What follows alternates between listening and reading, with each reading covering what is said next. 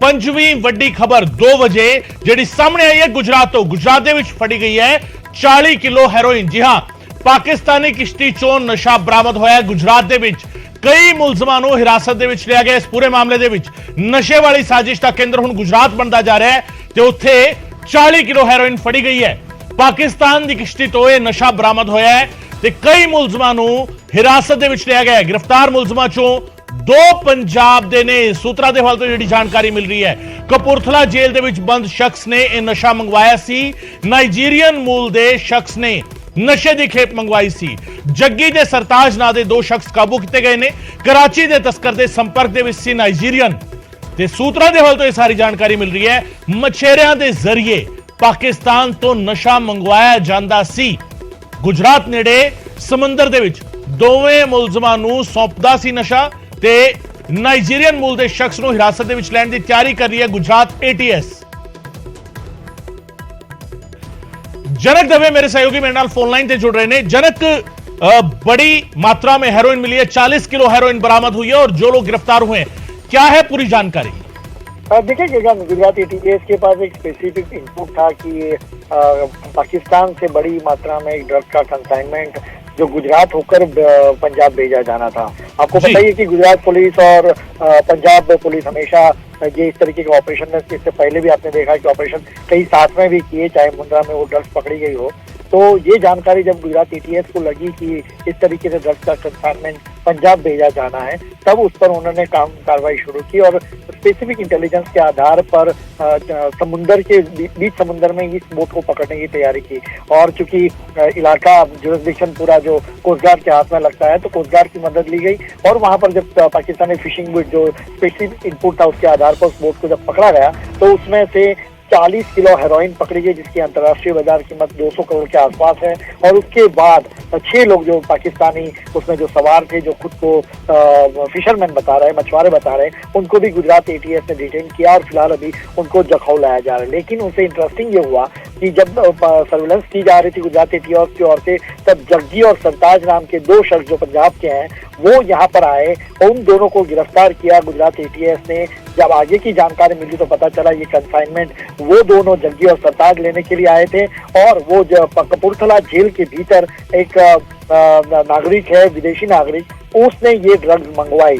यानी कराची से उसने ये ड्रग्स मंगवाई और गुजरात के होकर पंजाब ये ड्रग्स पहुंचनी थी, उसके बाद उसकी खपत होनी थी। तो पूरे नेक्सस को ये गुजरात ATS ने फिलहाल तोड़ा है और नाइजीरियन मुल्क का जो कपूरथला जेल में जो व्यक्ति है उसको फिलहाल वहां पर से कैसे हिरासत में गुजरात लाया जाए उसकी कार्रवाई शुरू हो रही है। लेकिन जग्गी और सरताज को फिलहाल गुजरात ATS ने गिरफ्तार किया हुआ है। बिल्कुल जनक, एक और सवाल यहां पर उठता है। कुछ दिन पहले भी ऐसे ही बरामदगी जो हुई थी और उसको लेकर भी सवाल उठे थे। क्या पंजाब के बॉर्डर के बाद, क्योंकि पंजाब में तो अक्सर ये चीजें होती हैं कि पाइप के जरिए या फिर पैकेट्स के जरिए, ड्रोन के जरिए इस तरह से नशा सप्लाई करने की कोशिश सरहद पार से होती है। अब यहां BSF ने जब से उस पर पकड़ बनानी शुरू कर दी है, उसे कहा जाए कि शिकंजा कसना शुरू कर दिया है, तो क्या यह माना जाए कि गुजरात में जो समुद्री सरहद है अब वहां से नशे की आमद होनी शुरू हो चुकी है? क्या उसे एक सेफ रूट समझ रहे हैं तस्कर? अब तक एक सेफ रूट के तौर पे उसको देखा जाता था गगन पर। पिछले कुछ समय से देखिए गुजरात ATS जो सक्रिय हुई है, 1600 किलोमीटर का लंबा समुद्री रास्ता है, तो हर जगह पर वहां पर पैनी नजर नहीं होती। और कोस्ट गार्ड, क्योंकि उसमें फिर केंद्रीय एजेंसियां भी आती है, नेवी और कोस्ट गार्ड भी वहां पर होते हैं, तो ये रास्ता उनके लिए पहले सुरक्षित माना जाता था, तभी ये खेप भेजे जा रहे थे। लेकिन पिछले अगर 1 साल की बात करूं या पिछले 2 साल की बात करूं, आंकड़े की अगर बात की जाए, पिछले 1 साल में ही तकरीबन 6700 करोड़ का ड्रग्स गुजरात ATS इसी रास्ते से आ रहा था, उसको पकड़ चुका है। तो ऐसे में गुजरात ATS की अलर्टनेस है वहां पर। और गुजरात ATS ने न कि केवल इस तरीके से, लेकिन अब हाल ही में अभी कोलकाता से भी एक ड्रग्स को कंसाइनमेंट को पकड़ा। तो इस तरीके से कहीं पर भी हो, अब चूंकि पैनी नजर है, काफी अलर्ट भी हो चुकी है गुजरात पुलिस और पंजाब पुलिस दोनों साथ में रहकर भी कई ऑपरेशन कर चुके हैं। ऐसे में ये एक सामाजिक दूषण है जिसको हमें किसी भी तरीके से खत्म करना चाहिए। ये दोनों राज्यों की पुलिस कहीं ना कहीं मानकर चल रही है और इसी के चलते इस तरीके के ऑपरेशन बड़े पैमाने पर, चाहे वो पंजाब पुलिस अपने हिसाब से करती रही हो या गुजरात ATS यहाँ पर फिलहाल करती रही हो। इस तरह की घटना पिछले 1 साल में ही लगभग 6,500 करोड़ से ज्यादा का ड्रग्स गुजरात ATS पकड़ चुकी है। जी बहुत बहुत शुक्रिया जनक इस तमाम जानकारी के लिए। जनक दवे मेरे सहयोगी जानकारी दे रहे सन। जिस तरीके पूरे का पूरा सिनेरियो सामने आया है ਪੰਜਾਬ ਦੀ ਸਰਹੱਦ ਤੋਂ ਕਿਸ ਤਰੀਕੇ ਹੈਰੋਇਨ ਸਪਲਾਈ ਹੁੰਦੀ ਰਹੀ ਹੈ, ਬੀਐਸਐਫ ਕਿਸ ਤਰੀਕੇ ਆਪਰੇਸ਼ਨ ਚਲਾਉਂਦੀ ਰਹੀ ਹੈ ਸਥਾਨਕ ਪੁਲਿਸ ਦੇ ਸਹਿਯੋਗ ਦੇ ਨਾਲ, ਤੇ ਹੁਣ ਜਦੋਂ ਪੰਜਾਬ ਦੇ ਵਿੱਚ ਇਸ ਤੇ ਸ਼ਿਕੰਜਾ ਕੱਸਣਾ ਸ਼ੁਰੂ ਹੋਇਆ ਤਾਂ ਫਿਰ ਕਿਤੇ ਨਾ ਕਿਤੇ ਇੱਕ ਸੇਫਰ ਰੂਟ ਜਿਹੜਾ ਸਮਝਿਆ ਜਾ ਰਿਹਾ ਸੀਗਾ, ਪਰ ਉਹ ਸੇਫਰ ਰੂਟ ਤੇ ਵੀ ਗੁਜਰਾਤ ਏਟੀਐਸ ਨੇ ਪੰਜਾਬ ਪੁਲਿਸ ਦੇ ਨਾਲ ਸਹਿਯੋਗ ਕਰਦੇ ਹੋਏ ਉੱਥੇ ਜਿਹੜੀ ਬਰਾਮਦਗੀ ਕੀਤੀ ਹੈ ਔਰ ਉਸ ਦੇ ਮੁਤਲਕ ਜਿਹੜਾ ਹੈਗਾ ਲੋਕਾਂ ਨੂੰ ਗ੍ਰਿਫਤਾਰ ਵੀ ਕੀਤਾ ਗਿਆ ਹੈ। ਇਸ ਵੇਲੇ ਇਹ ਆਪਣੇ ਆਪ ਵਿੱਚ ਵੱਡੀ ਖਬਰ ਗੁਜਰਾਤ ਤੋਂ ਤੇ ਚੌਥੀ ਬਿਗ ਬ੍ਰੇਕਿੰਗ 2 ਵਜੇ ਦੀ ਐਮਐਲਏ ਪਠਾਨ ਮਾਜਰਾ ਦੇ ਨਾਲ ਜੁੜੀ। ਐਮਐਲਏ ਪਠਾਨ ਮਾਜਰਾ ਨੂੰ ਹਾਈ ਕੋਰਟ ਨੇ ਨੋਟਿਸ ਦਿੱਤਾ ਹੈ। ਜੀ ਹਾਂ, ਹਾਈ ਕੋਰਟ ਨੇ ਐਮਐਲਏ ਪਠਾਨ ਮਾਜਰਾ ਨੂੰ ਨੋਟਿਸ ਦਿੱਤਾ ਹੈ। ਹਾਈ ਕੋਰਟ ਨੇ ਸਰਕਾਰ ਨੂੰ ਵੀ ਨੋਟਿਸ ਭੇਜਿਆ ਐਮਐਲਏ ਪਠਾਨ ਮਾਜਰਾ ਦੇ ਨਾਲ ਪਠਾਨ ਮਾਜਰਾ ਦੀ ਦੂਜੀ ਪਤਨੀ ਨੇ ਪਟੀਸ਼ਨਾਂ ਦਾਖਲ ਕੀਤੀਆਂ ਨੇ ਹਾਈ ਕੋਰਟ ਦੇ ਵਿੱਚ। ਐਫਆਈਆਰ ਰੱਦ ਕਰਨ ਅਤੇ ਸੁਰੱਖਿਆ ਦੀ ਮੰਗ ਕੀਤੀ ਗਈ ਹੈ। ਪਠਾਨ ਮਾਜਰਾ ਨੂੰ ਤੇ ਸਰਕਾਰ ਨੂੰ ਦੋਵਾਂ ਨੂੰ ਨੋਟਿਸ ਜਿਹੜਾ ਹੈਗਾ ਉਹ ਭੇਜਿਆ ਗਿਆ ਹੈ ਤੇ ਐਫਆਈਆਰ ਰੱਦ ਕਰਨ ਅਤੇ ਸੁਰੱਖਿਆ ਦੀ ਮੰਗ ਜਿਹੜਾ ਹੈਗਾ ਦੂਜੀ ਪਤਨੀ ਨੇ ਆਈਟੀ ਐਕਟ ਦੇ ਤਹਿਤ ਐਫਆਈਆਰ ਦਰਜ ਕਰਾਈ ਸੀ। ਦੋਵਾਂ ਦੀਆਂ ਪਟੀਸ਼ਨਾਂ ਤੇ 21 ਸਤੰਬਰ ਨੂੰ ਸੁਣਵਾਈ ਹੋਵੇਗੀ।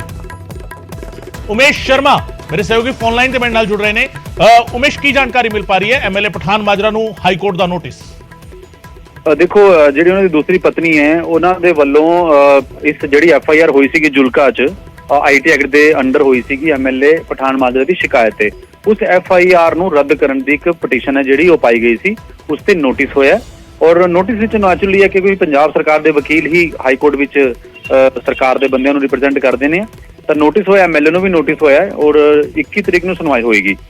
ਜਿਹੜੀ ਪਹਿਲੀ ਪਟੀਸ਼ਨ ਹੈ ਪ੍ਰੋਟੈਕਸ਼ਨ ਦੀ ਉਹ ਪਾਈ ਗਈ ਸੀ ਕੁਝ ਦਿਨ ਪਹਿਲਾਂ, ਉਸ ਤੇ ਪ੍ਰੋਟੈਕਸ਼ਨ ਮਿਲੀ ਹੋਈ ਹੈ। ਔਰ ਨਾਲੇ ਜਦੋਂ ਐਫਆਈਆਰ ਹੁੰਦੀ ਹੈ ਤਾਂ ਨੈਚੁਰਲੀ ਪੁਲਿਸ ਵੀ ਗ੍ਰਿਫਤਾਰ ਕਰਨ ਦੀ ਕੋਸ਼ਿਸ਼ ਕਰਦੀ ਹੈ ਵੀ ਜਿਹਦੇ ਖਿਲਾਫ ਐਫਆਈਆਰ ਹੁੰਦੀ ਹੈ।